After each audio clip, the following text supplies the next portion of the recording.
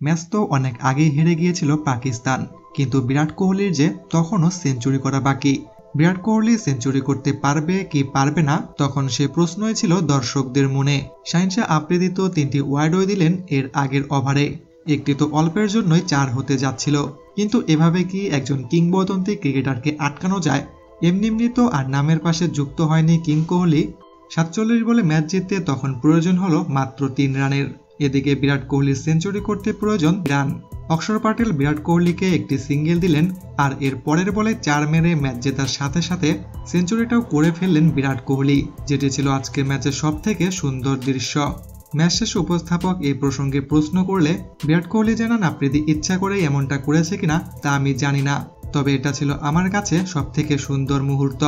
প্রিয় দর্শক, শাহিন শাহ আফ্রিদির ওই ওভারটা দেখে আপনার কি মনে হয়?